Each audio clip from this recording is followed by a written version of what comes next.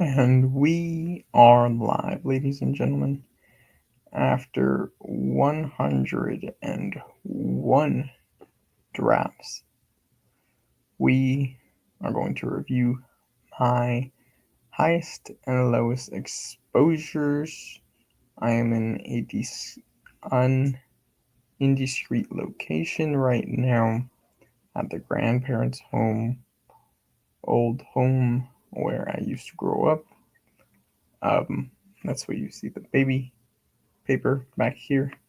But we are going to look at my underdog exposures, who I'm too high on, who I'm too low on, who I may be getting queasy about, who should I start picking up now and diversifying in my portfolio, who am I okay with having over 30% of into almost the 50% range, who am I looking to go down with the ship with. We will be looking at all those exposures. Come join me into my underdog lobby and see what we have for you guys. So welcome guys. This is the underdog lobby, my completed drafts. This is the lobby actually. This is my completed drafts. We might hop into the corgi or another pit bull, a contest that I enjoy. 10 entry max, 100 hitter first. But we are going to go to my completed drafts. We are going to look at all my exposures. We will also tap in to the best ball overlay, bestballoverlay.com. I uploaded my CSV in here already. Underdog at quarterback, Bryce. Well, just looking at everything, we have everybody over about the 25% mark. Tucker Kraft at tight end, Rico Dowdle, a running back, Bryce Young at quarterback, wide receiver Tedderell McMillan, wide receiver Jermaine Burton at wide receiver, Rashad Bateman, wide receiver in Baltimore, Jordan Mason, Minnesota Viking running back, wide receiver Xavier Legette, Chuba Hubbard, Carolina Panther running back, and Emeka Abuka, Tampa Bay Buccaneer wide receiver. 1, 2, 3, 4, 5, 6, 7, 8, 9, 10. These are 10 guys that I think, if everything goes right, the Carolina Panthers can be a dark horse team to be the number one offense in points per game due to their offense's efficiency with new wide receivers, another year with Xavier Legette and Bryce Young working in tandem. Chuba Hubbard, I think he can end up in the end zone 12 plus times. Rico Dowdle, the contingent back, in my opinion, to the Chuba Hubbard. I think Rico, and I've said it before, they're going to be looking to use him as the Jordan or the Jonathan Brooks, in my opinion, him or either Trevor Etienne. I haven't got much Trevor Etienne, but I think it's going to be Rico at the price of Rico going in the 170s. I am willing to bet on that running back. Not really getting them both on the same team. I do it occasionally if I cannot find a running back but I'm finding more and more running backs as the year goes on. Rico Dowdle, as the summer goes on, Rico Dowdle can climb up boards. I have him ranked about 140. Chuba, I have him ranked in the mid 20s, about where Kyron goes. I just think this offense, if Bryce Young is able to steer the ship, be a point guard, this offense will print. Just looking at the offense in Carolina, I have 4% Coker, 5% JT Sanders, 5% Adam Thielen. I think Adam Thielen, along with Tet and Xavier Leggett, are going to have majority of the work and the running backs. And I think the third pass catcher, I'm looking for Jimmy Horn down the stretch, but the other pass catchers, Coker, Thielen, Sanders, will get not enough for the offense. I think everything will go through the running backs and the two wide receivers and Bryce Young on the ground. I'm just looking for a Kyler Murray type season, where he can distribute the ball, give us some spike weeks, and if Bryce is able to be the Alabama quarterback, the Heisman Trophy winner, with I think 47 touchdowns and like 11 interceptions, over 4,000 yards, we will be, I think my family will be able to eat good this summer. We are going to look at, so that's one of my favorite teams so far. One other favorite team I have is the Cincinnati Bengals. I want to be in on all Cincinnati pieces. Jermaine Burton, Mike Gesicki, Chase Brown, T. Higgins, Jamar Chase, and Joe Burrow. Joe Burrow, the least drafted amongst these. Everything is more price dependent. So, whereas I see him the way Jamar Chase, T. Higgins, even to some extent Chase Brown, and of course Mike Gesicki and Jermaine Burton, the cheaper guys, pay off their ADP, is if Jamar Chase goes down, you have Gesicki, Burton, Chase Brown, T. Higgins continuing to keep that ship afloat with Joe Burrow. I don't think you necessarily need Burrow. I haven't got him naked. I have gotten him a couple times with Chase Brown, and I might be looking to do that also.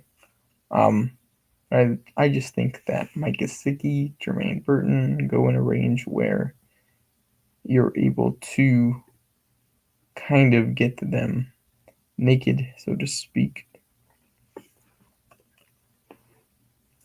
You're able to get them naked, or you're able to bet on those offensive pieces because they're going to be in high scoring situations. Whereas, let's say a team like the Cleveland Browns, even though I'm very into Jerry Jeudy, I just think their game script, the division that they play in, even though it's Cincinnati that they also play with, I just don't think they have the superstar quarterback that can keep them afloat. I do have 15.8% Dylan Sampson. I think he's going to be a riser. I have 1% Jerome Ford, not clicking him a ton.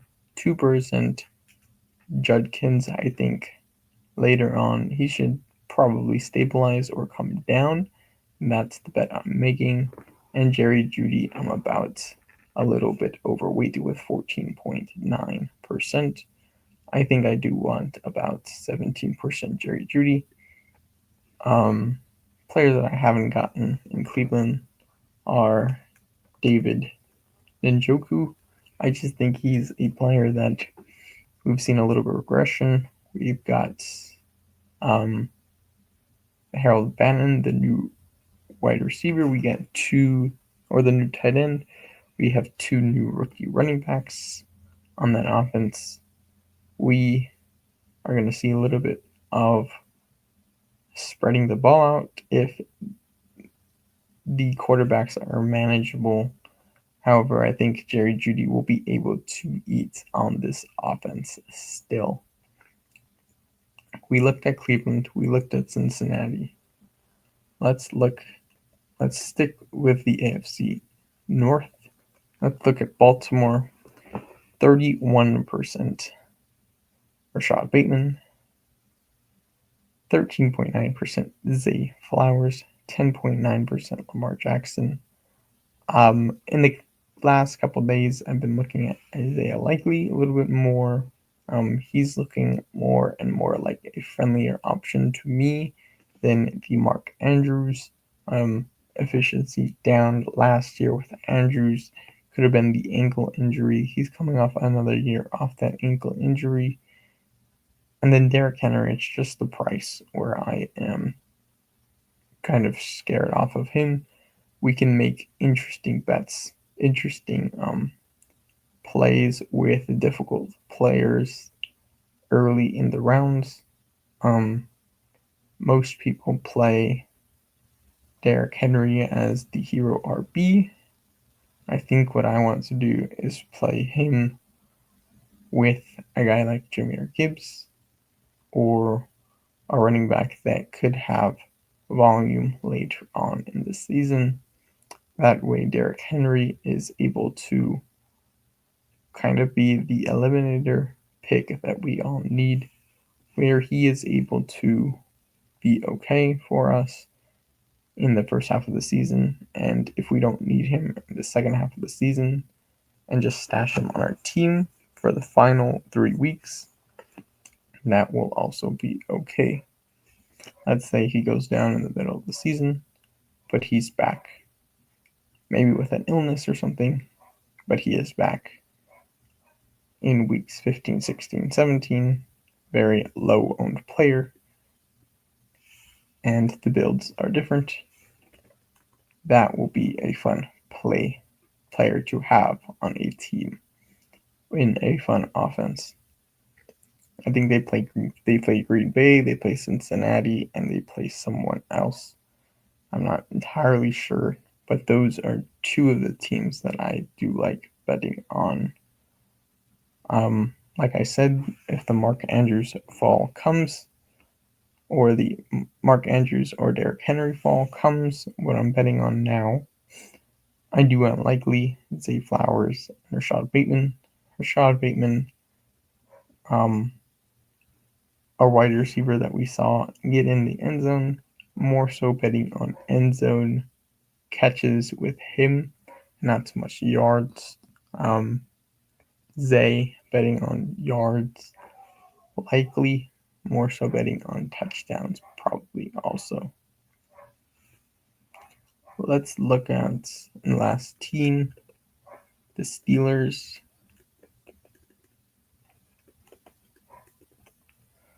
I like Caleb Johnson at the price. I think he's a better click than Giddens. I think with the Jonnu Smith pairing as well, it's going to be able to spread the ball out a little bit more, less people in the box. I think there's just more opportunity. I think the Steelers are going to be a fun team that I'm going to want to be slightly overweight with, about 12%, 12 to 15% for all these players. I think DK Metcalf was a little bit injured, kind of not looking to have him on a lot of teams, but have him more so as the fourth option in a build. more so looking for his spike weeks. Caleb Johnson, I think he would be. There's just ways to build teams with this type of team. I do like the Jonnu Price, and if he continues to fall, I will have much more of him. He goes to. He just got traded to the Steelers today. Pat Fryermuth. He could be a late round tight end shot. I look at. I think him, Cole Kmet's interesting picks, even if they go in the 20th round. Jalen Warren, I think he needs to slide a bit. I have him ranked in the 140s. I just don't see. Maybe I could be wrong with this one. We weren't able to see even Bijan be much of a good running back year one, and he's in the first round. Maybe Caleb Johnson doesn't get the bulk of the work with the Arthur Smith offense, but I am looking for the new players in this offense. Caleb Johnson, DK Metcalf, Jonnu Smith later on. I think Aaron Rodgers will be able to feed. I think he wants to go out with a bang in 2025. Give me 1 second.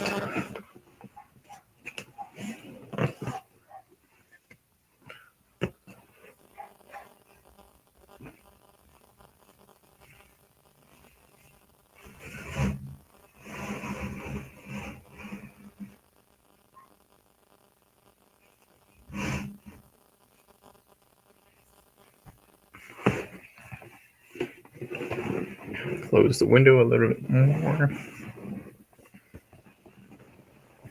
So we got through the AFC North. Let's go to the NFC North.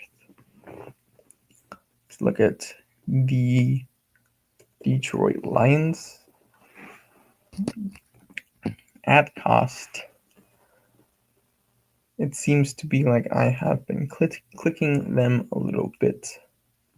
Jameer Gibbs at 11.9%, Amon-Ra St. Brown at 9.9%, Sam Laporta 8.9%, Jameson Williams 5.9%, Jared Goff 5%, David Montgomery by 2.0%. The Detroit Lions are going to be very interesting in my opinion, in that last year we seen the Philadelphia Eagles go down with their Pro Bowl center retire and Jason Kelsey, and the next year after that become a dominant team on offense, rushing the ball. I think the Detroit Lions are set up in a way where they have all the pieces. They don't need and even extra pieces at that with David Montgomery. I think Jameson, Sam Laporta, Amon-Ra St. Brown, Jameer Gibbs are enough for Jared Goff to work the offense. I think he is in his prime. Very underrated quarterback in my opinion. I think the people think Detroit is going to be average to below average. Detroit is here to stay. I see them as a very fun team for fantasy.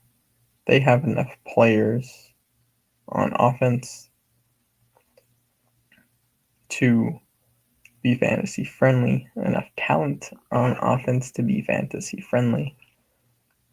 I think the two bets you want to have the most on this offense is Jameer Gibbs and Amon-Ra St. Brown. Two players that you can get on either side of the board to start off with. You can start with Jameer Gibbs, Amon-Ra St. Brown. I want to be overweight those two top end players. They're on a top end offense. have top end receiving or end zone ability. The only way that this Detroit Lions team blows up is if Jared Goff becomes a pumpkin, becomes week 18 Sam Darnold, and I don't think that's in the range of outcomes. I think he will be competent enough. He may not put up Baker Mayfield numbers from last year. If he puts up above average numbers in this offense, I think this offense is going to be pushed more with their defensive coordinator moving. I think their defense has a lot to play for. In my opinion, they have a lot more adjusting to do than this offense does. Even though you lose an offensive coordinator, like we've seen in Tampa Bay, you still have the quarterback. And I think we could be overlooking Amon-Ra St. Brown, Jahmyr Gibbs, Sam Laporta, Jameson Williams, and Jared Goff, and David Montgomery. The most difficult piece, I think, in this offense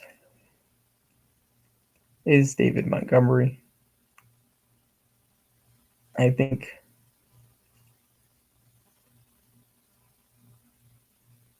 betting on one of these players, like I said, in the first round, Amon-Ra Gibbs, is a setup for success in fantasy this year. If you go Gibbs, you're saying Montgomery goes down. If you go Amon-Ra, you're saying Gibbs goes down. Either one has to lean into volume to make plays on offense, explosiveness. I like to pair Gibbs with Jameson for more explosive plays. I like to pair Amon-Ra with Laporta, Jameson, even David Montgomery, or Amon-Ra just by himself, because I think he can be the number 101 overall with his touchdown ability, the yards he can put up, the magnet he is to Jared Goff. There's a meaningful gap in between him and Joe Burrow. And I think Joe Burrow has superstars on his offense. But I think the depth in Detroit on this offense we need to be in on. Let's look at the Vikings, another team that I think is very deep in their rotation. I think their stars, Justin Jefferson, Jordan Addison, Jordan Mason,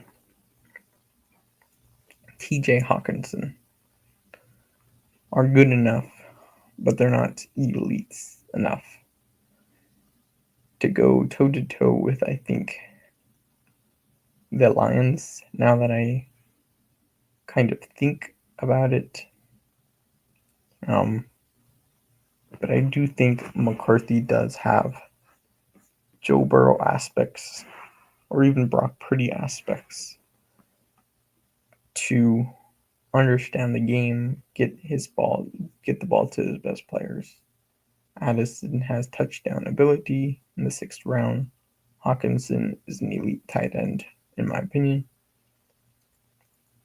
I like the two running backs, Jones, Mason. You can do both type of builds with them, going in the 8-9 range, around 8-9 range. And if you want a flyer in the 18th round, Naylor, Ty, Felton. Good picks. I think if this team wins and does good in fantasy Minnesota, it's because Kevin O'Connell was right on JJ McCarthy over Sam Darnold. He also knows how to build a functional offense and a great team. But if also this team fails, I think I kind of do put it on, or maybe isn't elite as I think it will be. I think you also have to put it on Kevin O'Connell and not on the redshirt sophomore pro JJ McCarthy. At cost, like you see here, I do like the Vikings. However, as I talked in nauseum just a few seconds ago about the Lions, I can see the Lions possibly having 5,000 yards in over 5,000 yards in total offense. Over probably 6,000 yards. The Vikings, you can squint and see it, but like I said, I think there's just more explosiveness in that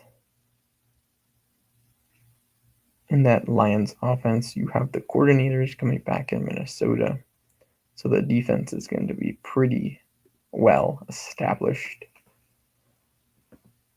I think I want to hold on my Minnesota bags for a little bit, get to those Detroit bags up. But I do think they are fun teams to bet on. The Green Bay Packers, 48.5% Tucker Kraft. Looking to get to that down slightly, probably to the 25% range, maybe 30, probably 30. I think he has the chance to be the number one pass catcher in this offense. Maybe Luke Musgrave gets dished. Maybe he gets hurt again. Maybe Matthew Golden, Romeo Dubs, Dontavian Wicks, Jaden Reed are not elite enough wide receivers. I need to get my Golden shares up. I think it's difficult to build with Golden.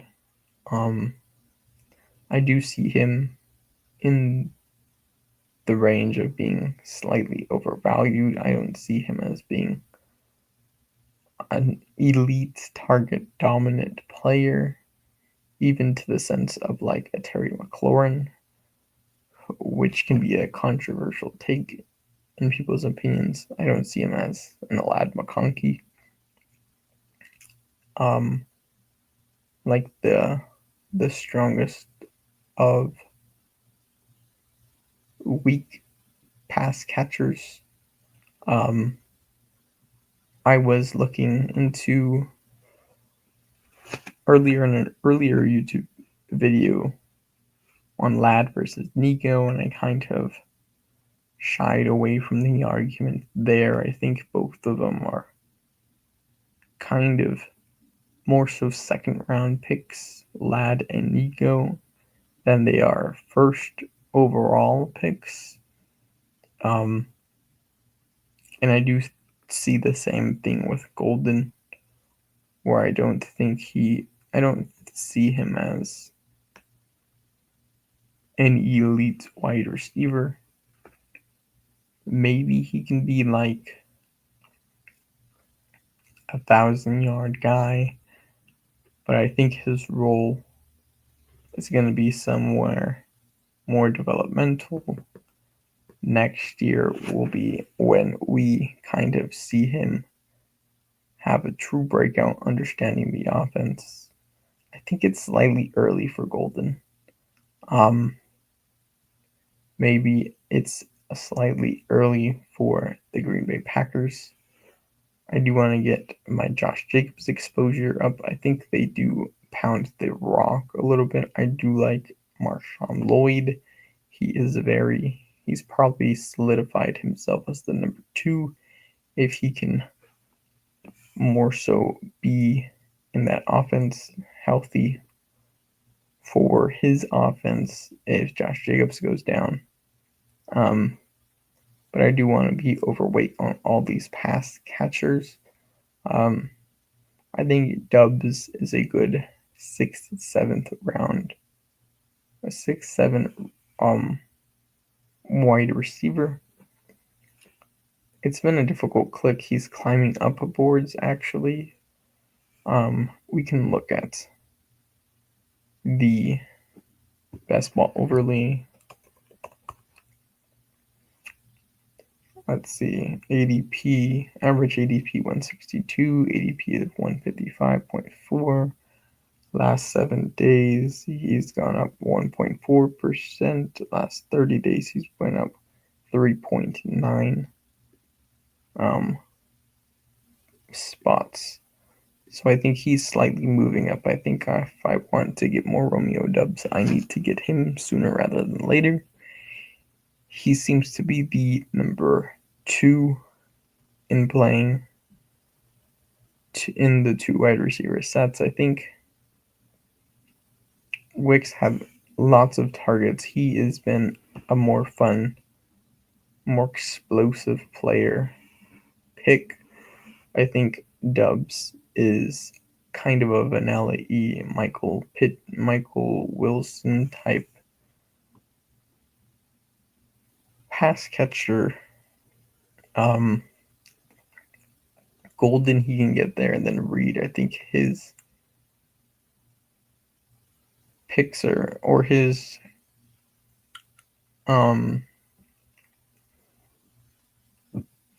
routes are more manufactured. When he's on the field, he gets the ball. I think he's just, whereas Golden, 2 players that are going in line with each other. You're betting on one to earn targets, whereas you're betting on the other to get the targets fed to him.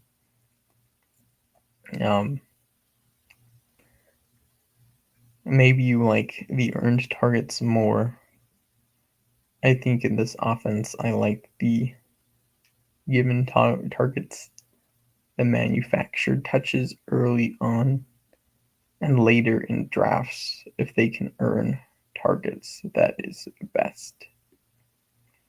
But I think they're interesting cost both. I do like the price, like I said, of Tucker Kraft. Like you see, 48.5%, 49 shares of him. I just think he goes way too late. Let's look at, we looked at the Lions, Packers, Vikings. Let's look at the Bears.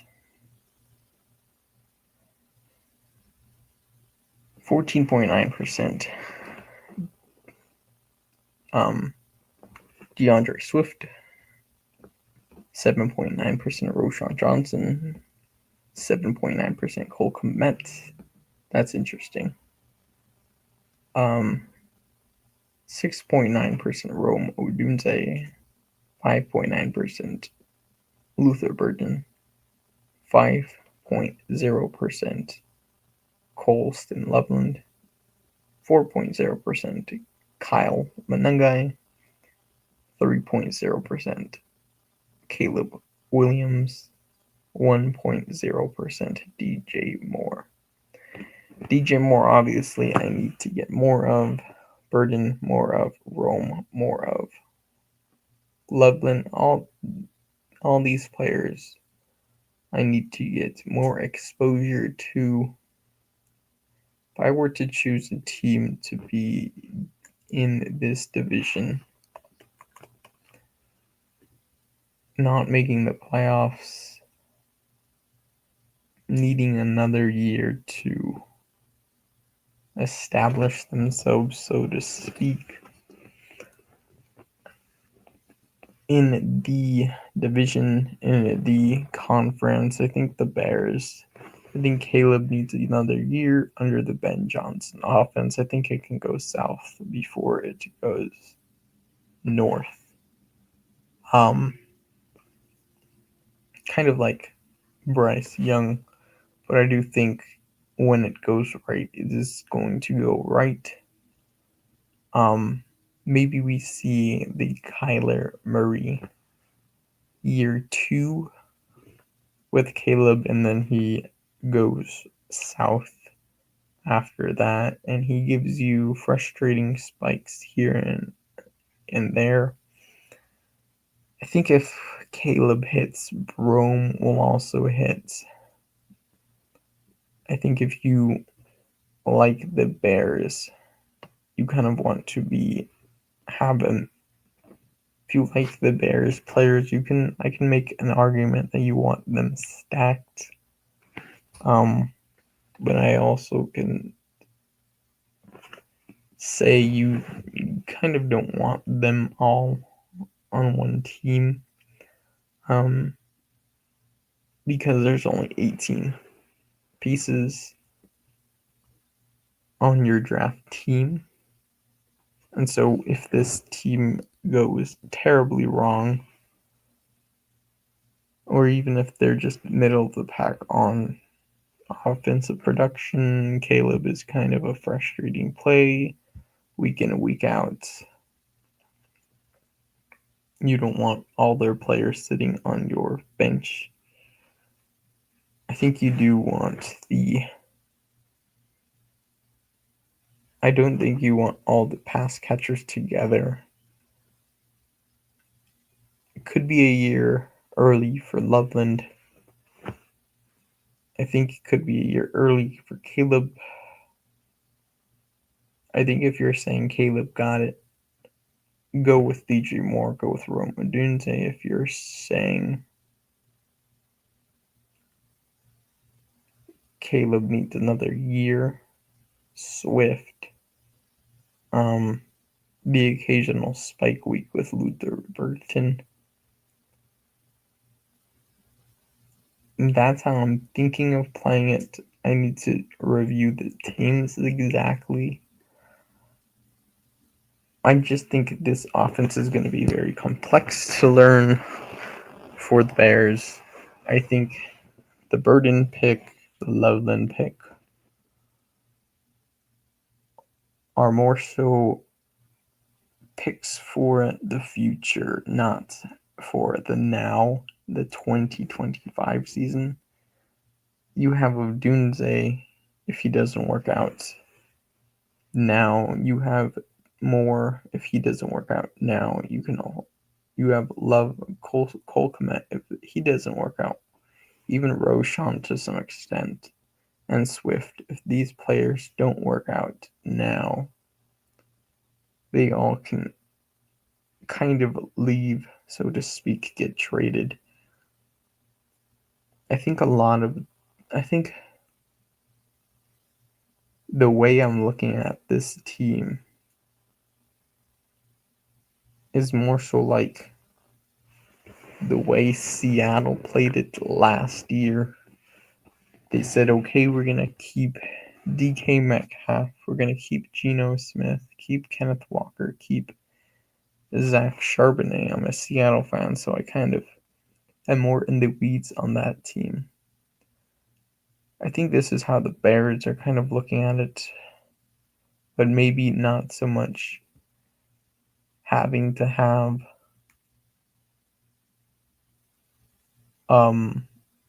an explosion during the off season, have an easier transition for their offense, and for Caleb getting the tight end in Loveland, getting the other wide receiver in Burden. And I think what they say is we can find another running back next year if Caleb doesn't work out or work out to the 10th percent. And we can draft a running back high next year. We can give Burden Loveland a year to really learn, develop with Caleb, especially during this offseason and next offseason going into next year. The transition won't be as stark. And this is my first time thinking of it that way.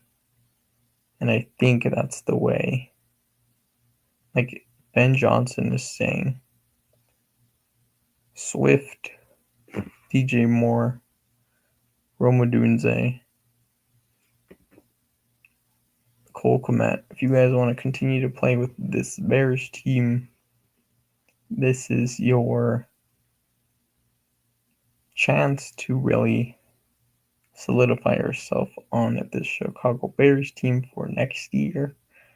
If you guys are just okay or poor, not good enough for our team, we're going to move off of you. DJ Moore did get that 3-year, not the 4-year contract that can move off of him after this year. He got that last year. Rome Odunze, his contract, wide receiver picked in round 1. Some team is going to be willing to take the gamble on him if Ben Johnson doesn't like him.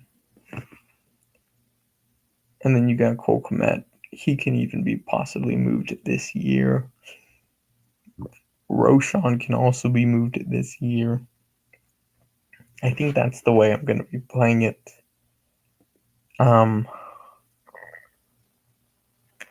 Maybe Burden Loveland come on at the end of the year. I think I want to play those two together then, Burden Loveland. And then play Rome DJ Moore kind of for the season. That is the Bears. Let's go into the AFC South. Let's see, South. We're looking at the Texans,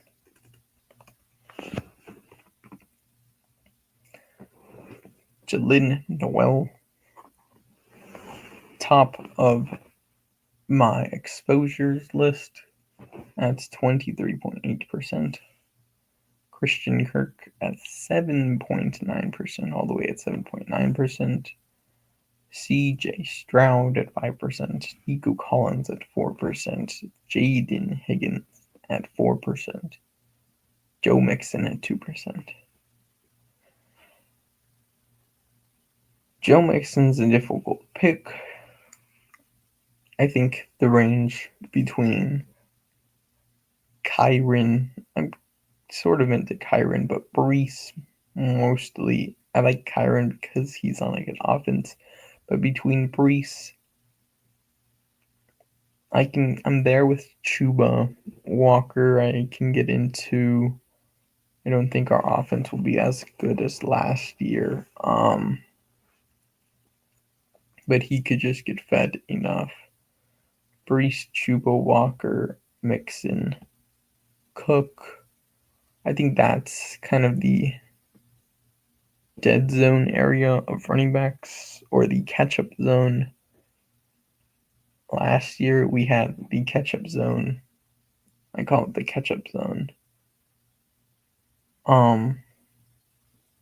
With kind of like Travis Etienne and Isaiah Pacheco. There was the elite guys, Jonathan Taylor, Derrick Henry. I think Joe Mixon was even going a bit higher last year.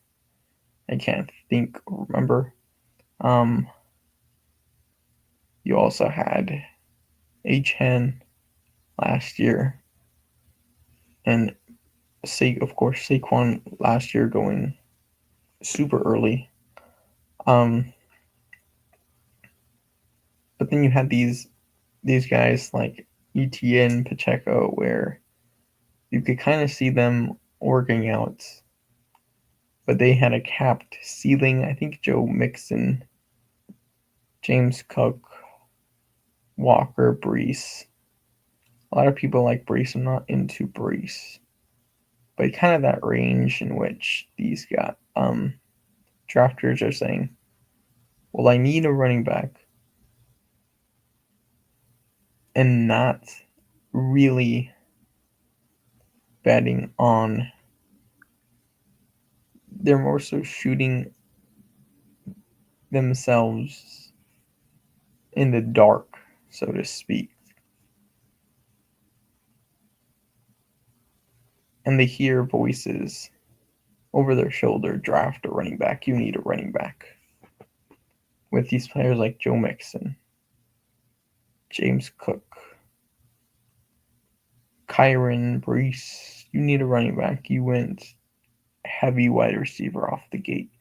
I think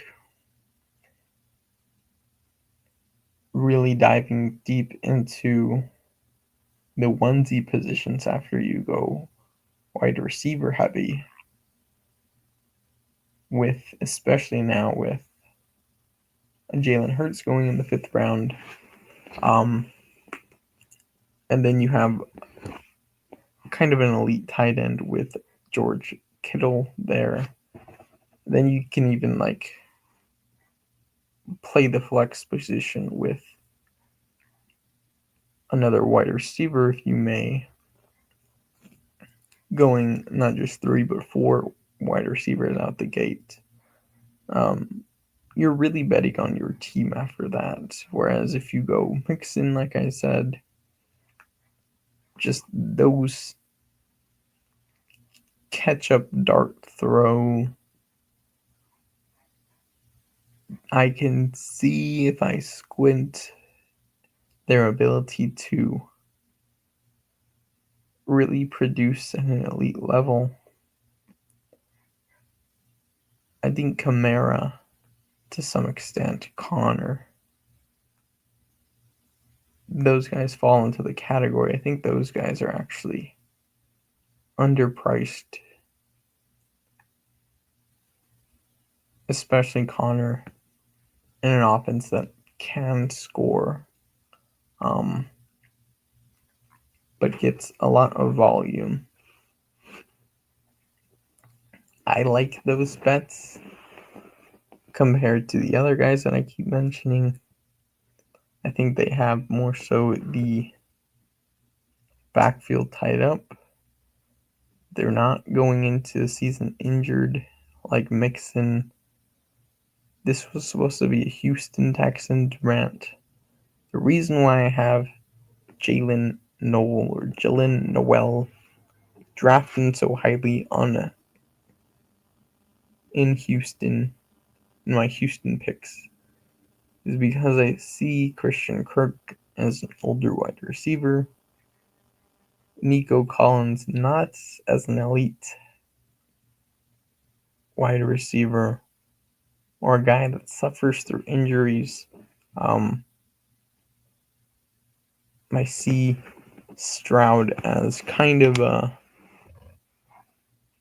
spreader of the football at the quarterback position. I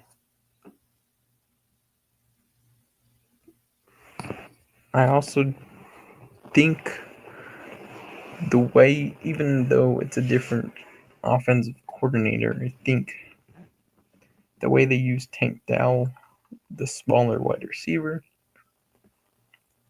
Noel is going to fit that type easier.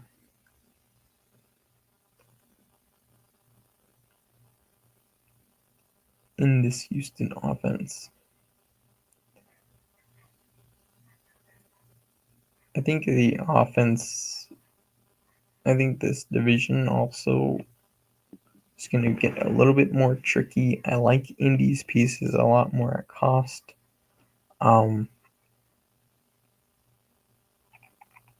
Even though they have a new quarterback, he's played in the NFL. He's not a rookie. Even though Stroud's not a rookie, he's going into his third year. I think the offensive coordinator, having a stable offensive coordinator / head coach is better and less of a dart throw than having an incoming offensive coordinator. But I could be wrong. I won't increase my exposure to Higgins, Nico, and Stroud. However, I don't think, and maybe Mixon for a little bit, but I think I can manage the Mixon and the Kirk exposure. I think I can even manage the Nico Collins exposure. They do have fun playoff games with the Chargers. Who else did they play? I forget. Just not a team I'm really looking at in weeks 15, 16, 17. But I do realize that I do need to bump up the exposure on these teams.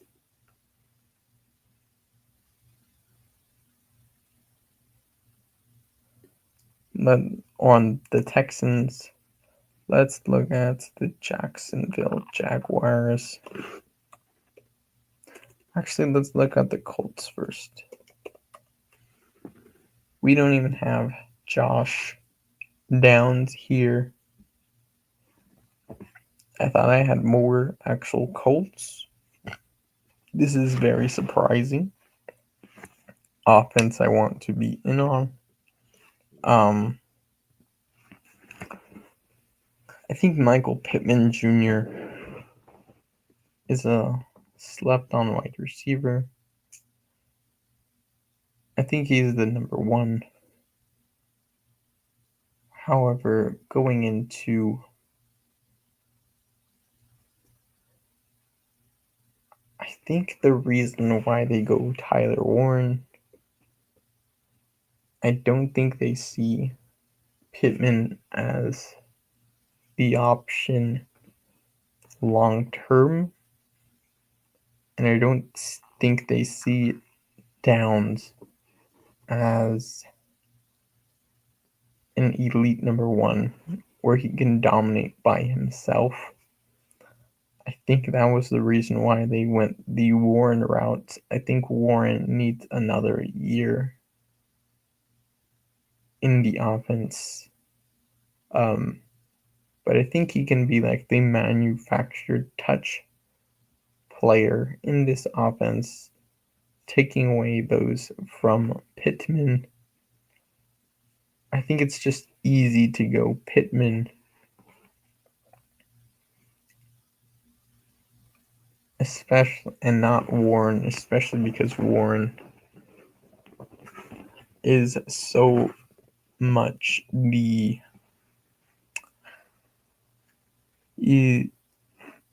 I see him as a very low floor player, especially in year one, and not a high ceiling. Whereas if this team is competing for the playoffs, Pittman is the guy in the year, and Downs is, and Taylor is. Maybe Warren is probably the pick with Taylor. And we say Taylor gets the ball throughout the year, running the ball efficiently. He goes down week 13 and week 14 through 17. Tyler Warren is the guy you need with the manufactured touches. Kind of what I'm thinking with the Colts. I know I need to get downs. That's just a hard click for me in that range where I do see Ibuka as a guy that can go in the third round or higher, and we'll get to that later on. I do see Ricky Pearsall if he works out, even though I don't have a lot of him being the guy you need. I do see Darnell Mooney, a second option in that offense, as a good choice with Penix. Higgins, if he hits Keon Coleman, that in that range, I'm not really looking for wide receivers, more so looking at the running backs. If I want to play it differently, I can.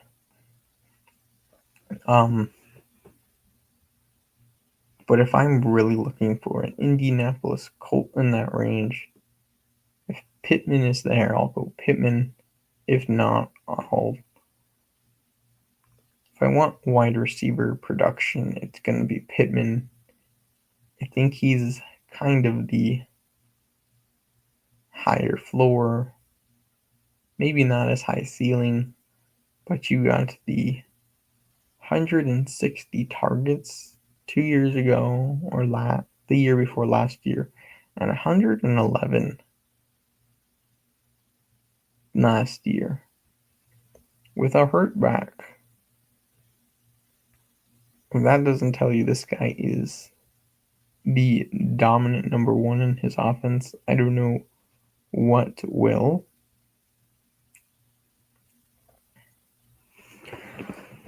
Let's go to the Jacksonville Jaguars. Last year, I was a proponent of Brian Thomas Jr.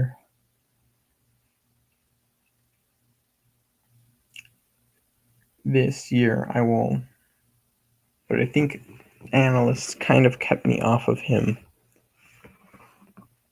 just because they didn't see him as an elite wide receiver. I think with this offense,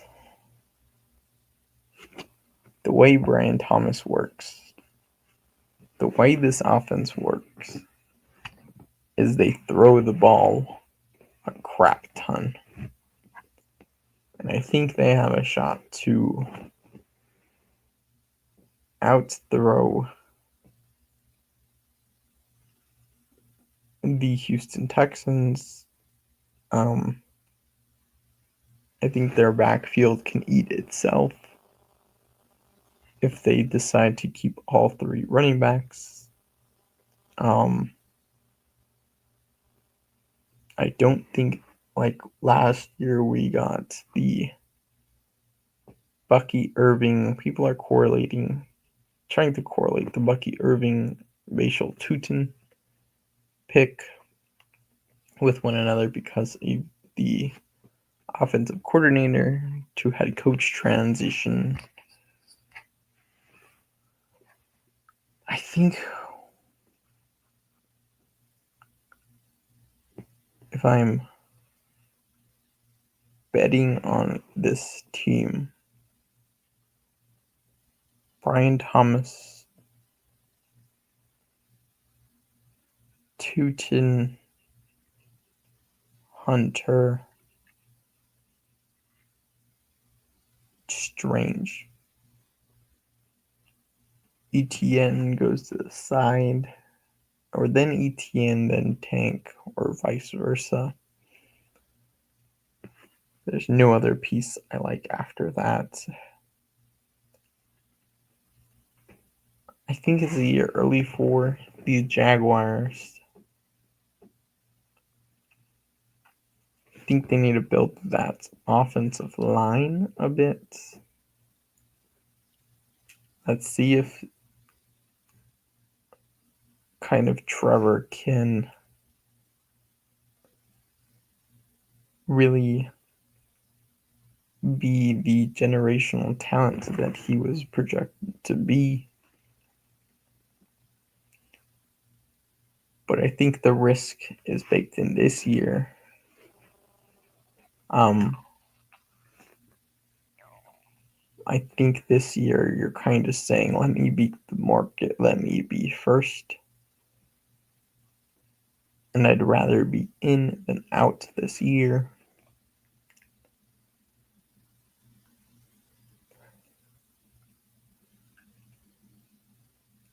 I think they'll be competitive. They'll see what they have. I think they know what they have. I think they're a cocky team with a cocky GM or a confident GM, confident offensive coordinator.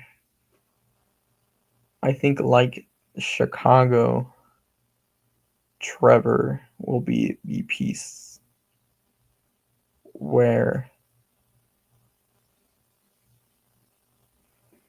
people will be saying it was him that failed the team, not the coordinator or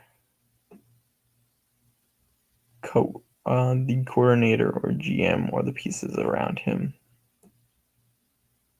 I think Hunter in this range, difficult click, was even more difficult at the 3-4 turn, early 4. Now he's going in the mid 5th. Waddle will jump him. And I think with that,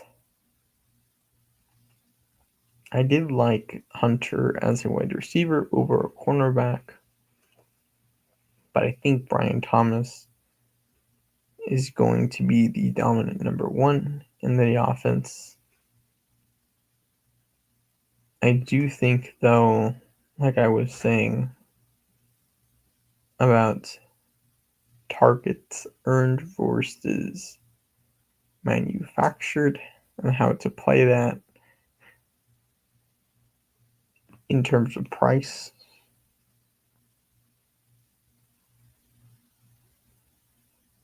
It's understandable if you like the Hunter pick and if you like the Jaguars and if you like Trevor to go with Hunter. I can't see a way in which, other than an injury, and other than Travis Hunter being a generational talent, and I mean a generational talent, where Brian Thomas takes the back seat to Travis Hunter. Maybe we get the one-hit wonder from Travis Hunter, and he does just this year. Brian Thomas is a dog.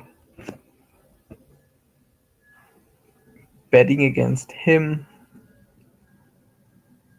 me choosing between him and Gene T, Brian Thomas versus Ashton Gene T, Brian Thomas even against Nico Collins.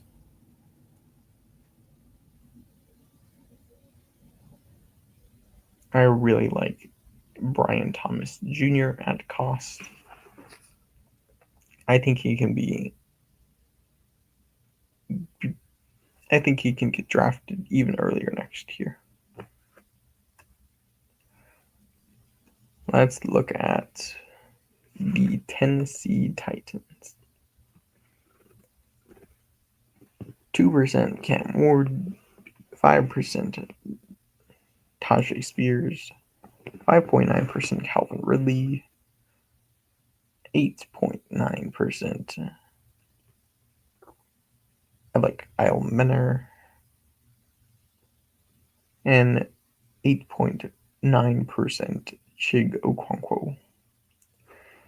I just don't think there's enough firepower on this offense. I don't like Pollard's cost relative to where he is being drafted. I think there's a lot of potential winners in that range, rounds 6 through about 10. There's also lots of losers, or you see lots more losers, league losers and league winners in that range pop up. If you were to associate a color to the draft board, you have the entire draft board being white. You get to color the pieces that you think will do tremendous value for your team or for fantasy this next year. You get to color those in green. You get to color the other pieces in red. And the guys that kind of average out in yellow. I think the Titans in this range, or in any range in the draft, are more orange and yellow and red than they are green.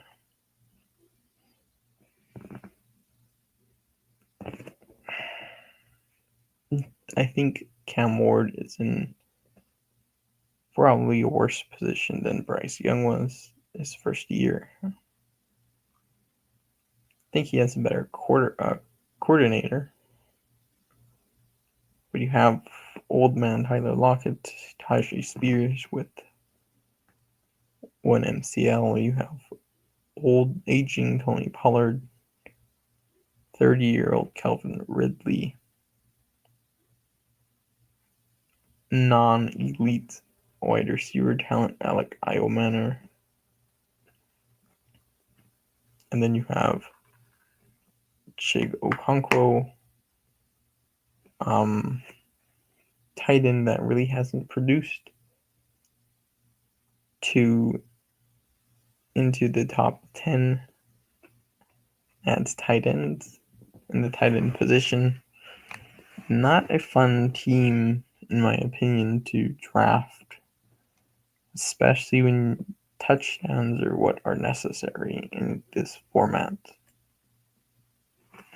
We shall end the Titans slander there. Let's go to the NFC South.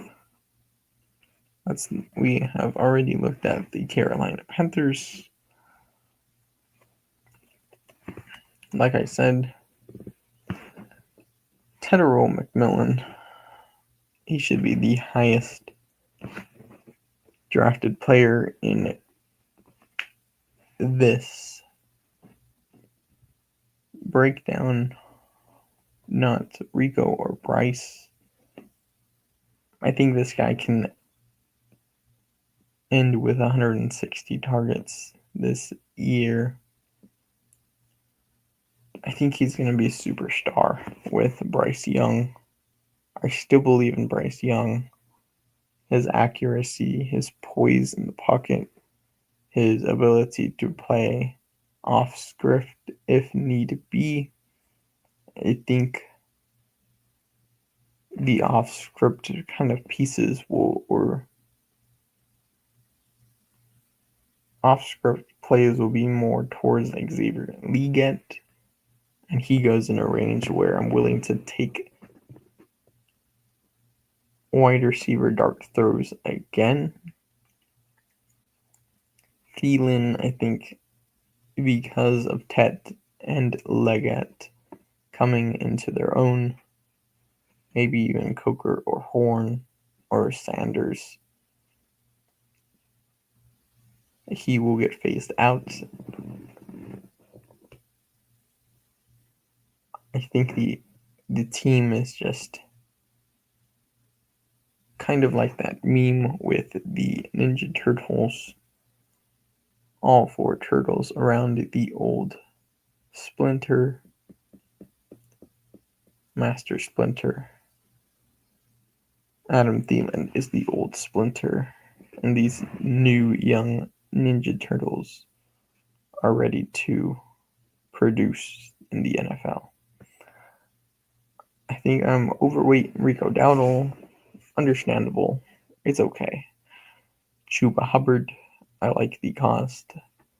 Slightly overweight there. I'm willing to be because I think this offense and this team will be awesome. Probably need to get Mark Coker, but I kind of want to see if he is on the team. Maybe he was a play of at the time we needed you, but maybe he can find a home somewhere else. I just like the Carolina pieces, the Carolina offense. I think Bryce Young found himself again. Tampa Bay, Emeka Egbuka, 24.8%.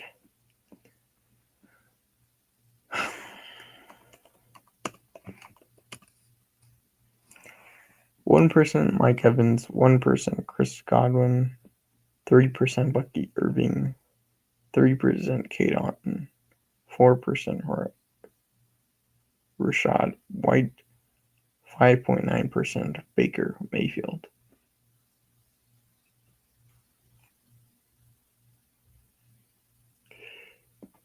If everyone is healthy, this offense can be elite.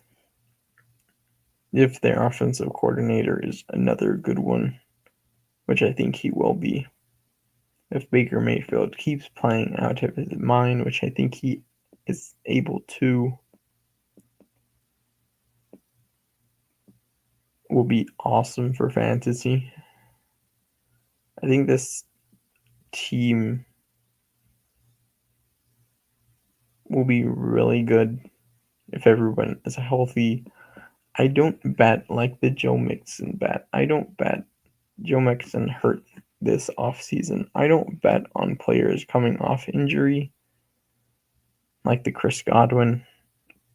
Evans' efficiency was coming down this last year.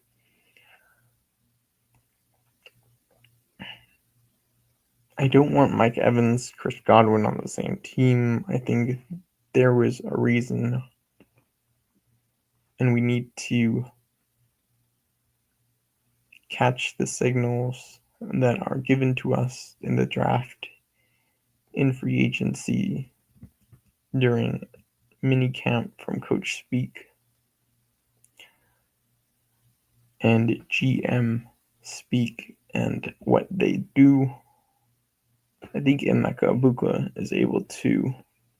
will be able to produce in a way where if Chris Godwin isn't ready in the beginning of the year, Egbuka will be the number 2 to Mike Evans.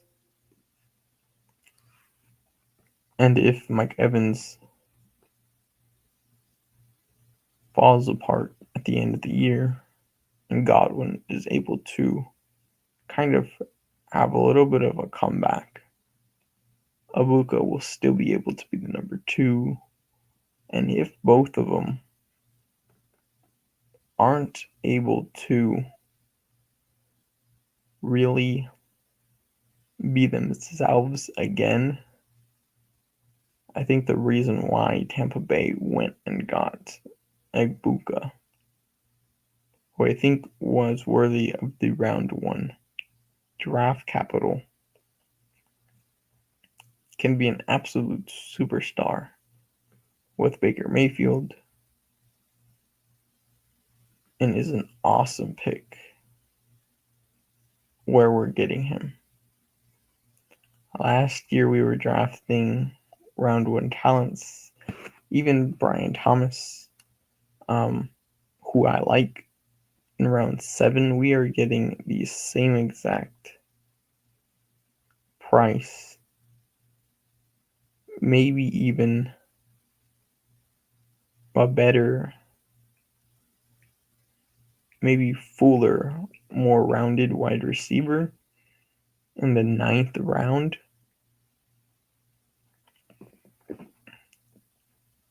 Where he went, I want to say 4 picks earlier this year in the first round on a team with a probably better quarterback with Baker Mayfield. I love Emeka Egbuka. Absolutely love him.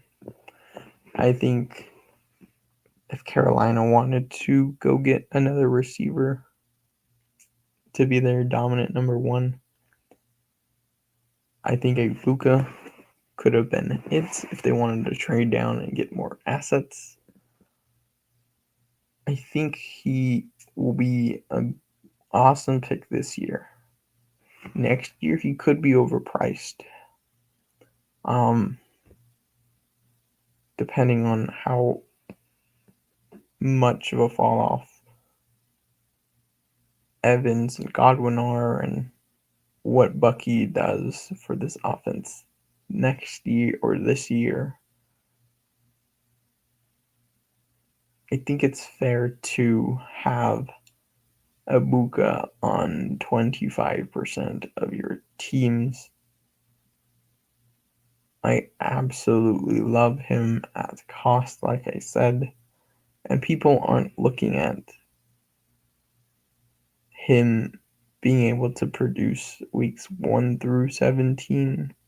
People are only looking at him to produce in the back half of the year, which I think is kind of irrelevant. I think his production can be more so like Brian Thomas's, Tet's more so like Neighbors. I love those two wide receivers, where they go. I think in both ranges, they were tremendous values, like I'm saying.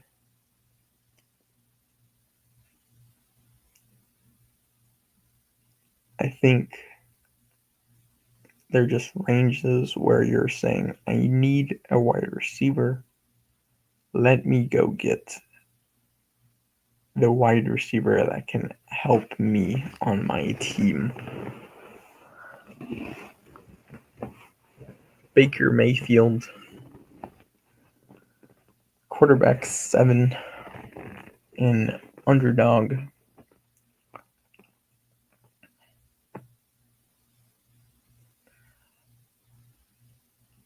He's not as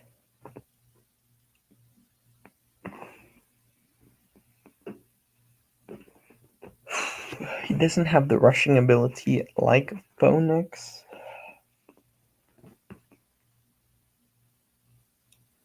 And I don't think his ceiling is as high, 500 yards, 50 touchdowns, as Patrick Mahomes. But I do think he's a solid pick if you are just comparing him to, let's say, Joe Burrow, who goes a couple rounds earlier than him, kind of is the pocket passer type, even has a little bit of rushing upside compared to that of Joe. If this offense is able to hum and is able to just put out fantasy production, I think Baker is a solid pick at cost. I think he's a better pick probably than Brock Purdy. I do like Kittle. Not really into Juwan. Looking at his season long, I think I need to get into him a little bit more. I like CMC though.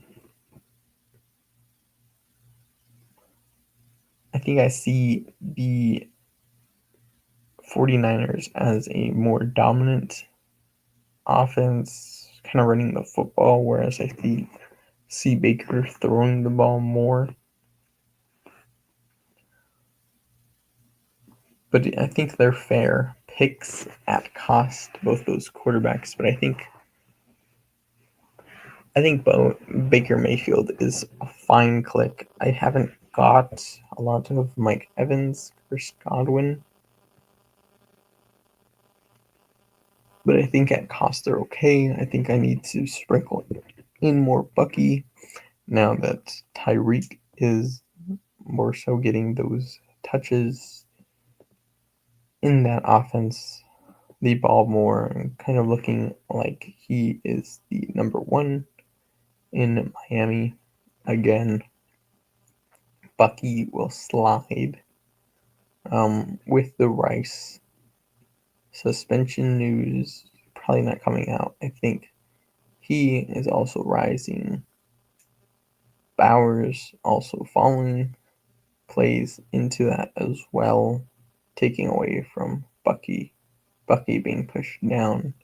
I think Bucky's a solid pick at cost. I don't think he loses any fantasy value or draft value. Um, I think he has enough value to get in the end zone. I think he's more the Kyron bet last year. I think Chase Brown and Bucky are more like the Kyron bet. I do think there is separation between White and Bucky Irving. Enough for Bucky to eat. People are really thinking of, what if Bucky gets injured? What if Rachaad White gets injured? He's the older back. Bucky, very elusive rushing the football. What if he gets all the touches? Let's see.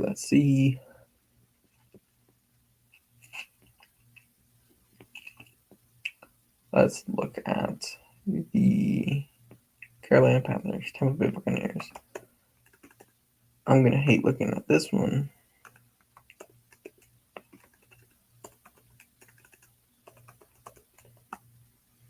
There's no way I don't have any Falcons.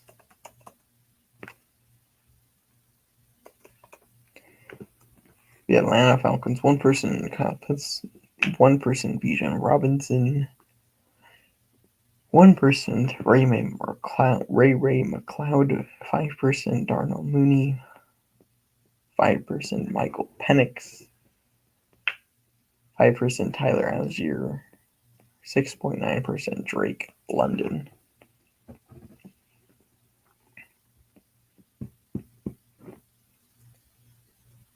The way I'm thinking of this offense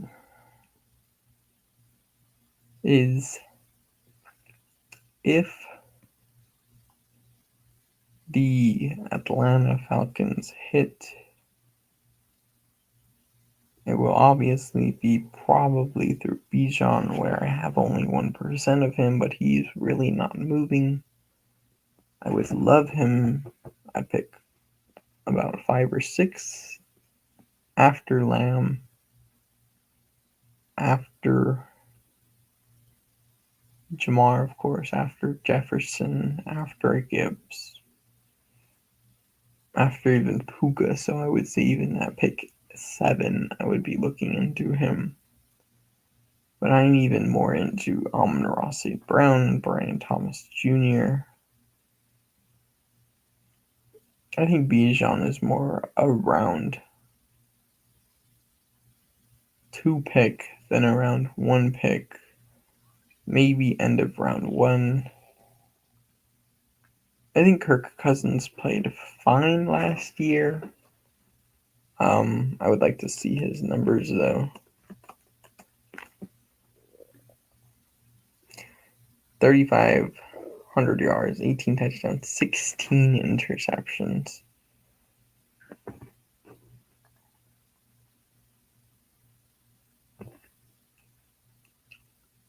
That isn't great for an offense, but 3,500 yards, not too bad.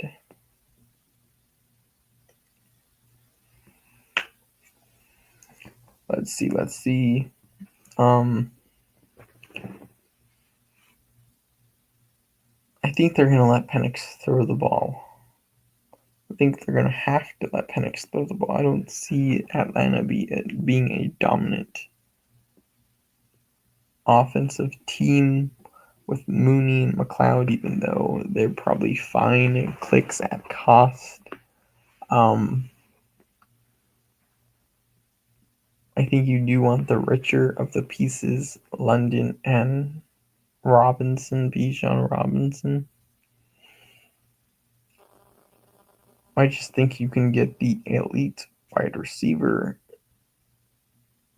and running back in round 2 with Taylor, with even like a Bucky, H-Han. You could probably say Gene T. He's a question mark in my eyes. Derrick Henry, Josh Jacobs.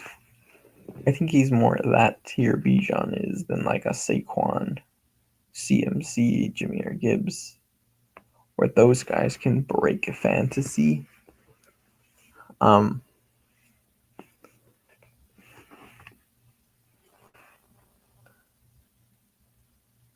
I do want my 7%, 8% Bijan. It's going to come at a cost to the other round 1 picks. Maybe even 6% is enough. I had 4% Brees Hall last year and nailed that one. If Michael Penix just isn't awesome, Bijan cannot be the number 1.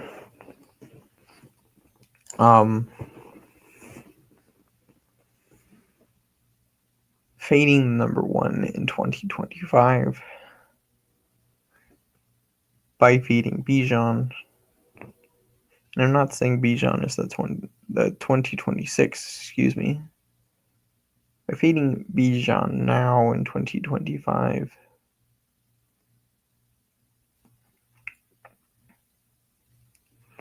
potentially fading the 2026 overall number 1 pick in half-point PPR fantasy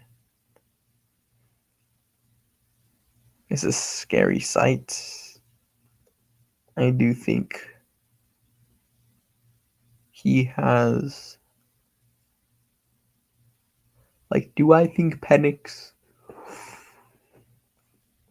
I do think last year, comparing Bijan, Brees, a lot of people liked Brees. I was on the Bijan side of it. I was into the wide receivers at that cost more so with Amon-Ra, Chase. But I was also on wide receivers like Garrett Wilson, Jefferson. Who else? Puka, Lamb.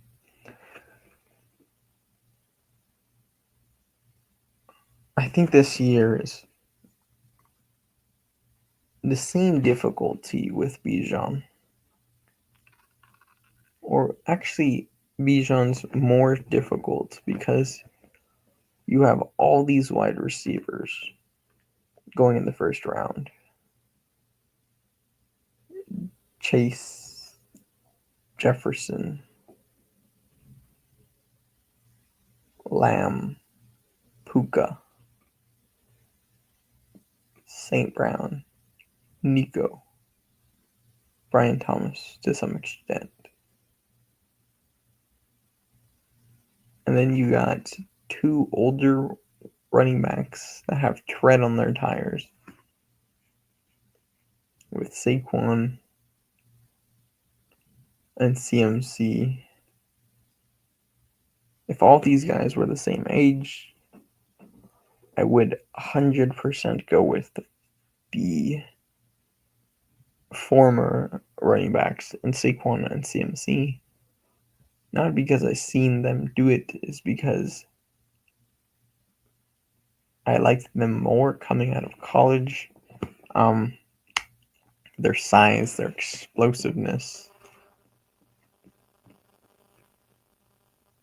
being able to carry NFL or college offenses. I really have to look into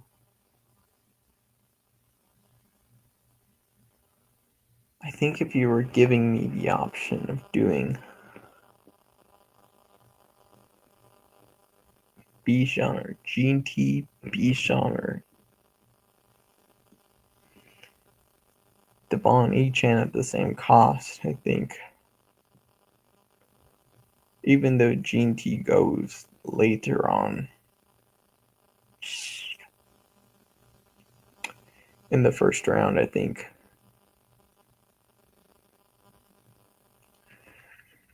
I'd rather have GT, man.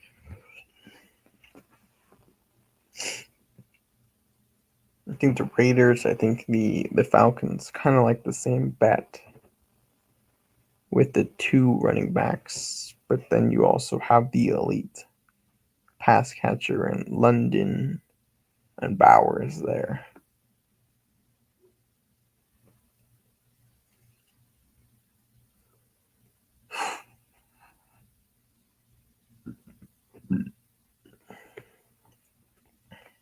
Drake London, it's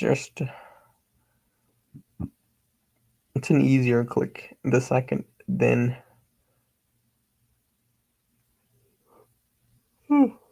Bijan in the first.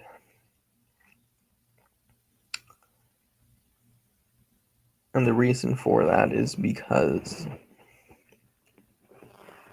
if Penix is substantially better than Cousins, even though Cousins was peppering London, I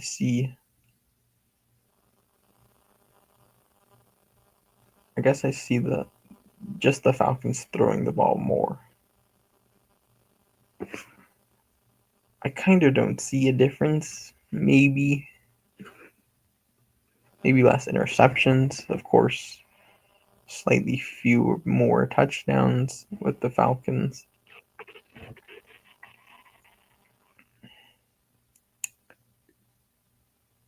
You got youth at the quarterback position now. But you still can get Kirk Cousins if Penix is just not good. I guess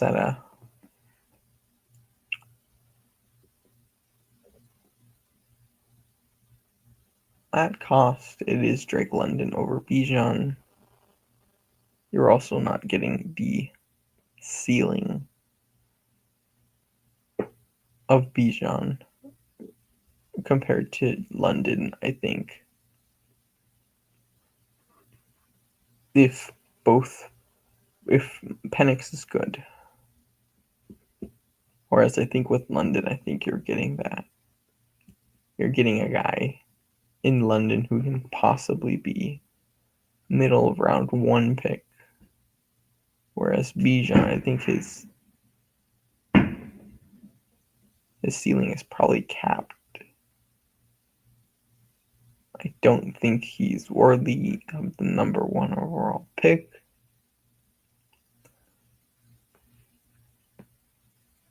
Man, I think they're okay. I really have to look at his tape, look at his stats one more time, but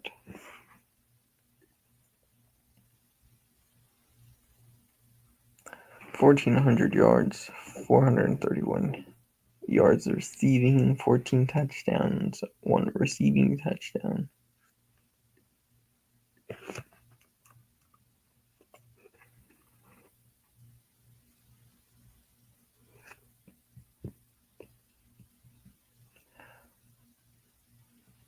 I think I'd just rather bet with the quote vanilla pick in Saquon over Bijan. I think that's how I have my rankings set up.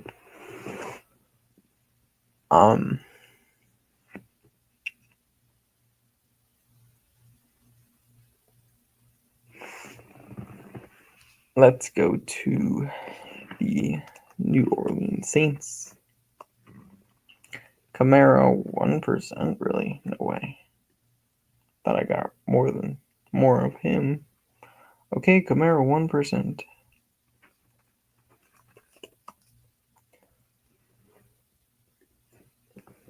Devin Neal like 2%. 4% Chris Olave 1%. They're like the Titans, man. Don't see him producing.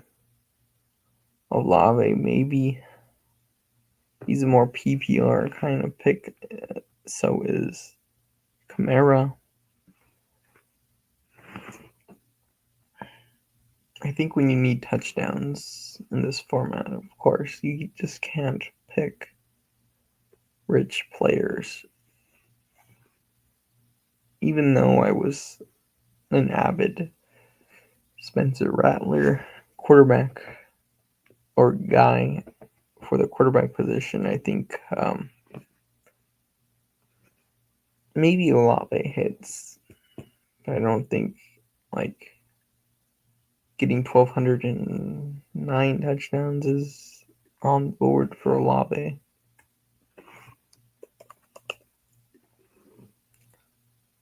He's done 11-5. Could be possible. Maybe I'm not looking at that. But I think he's just not on a good enough team for that to happen. I don't think the quarterbacks are good enough.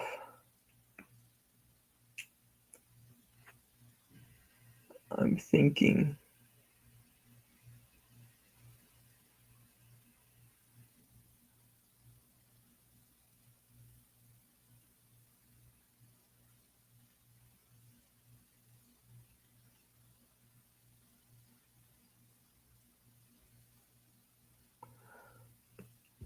let's go to the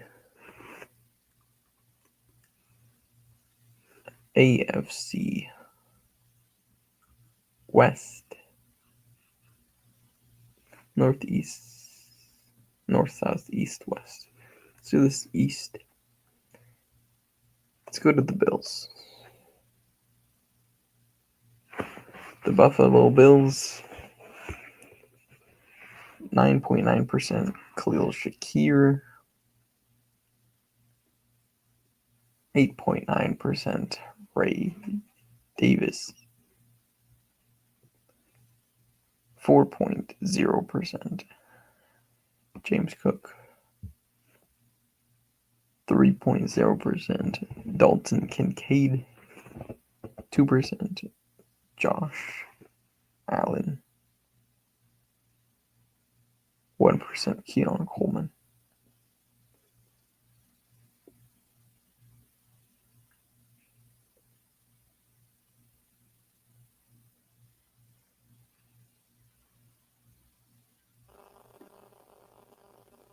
I'm a bit tired. We're going to talk about the rest later on. Thank you guys so much for watching. I will see you guys next time. Have a good one.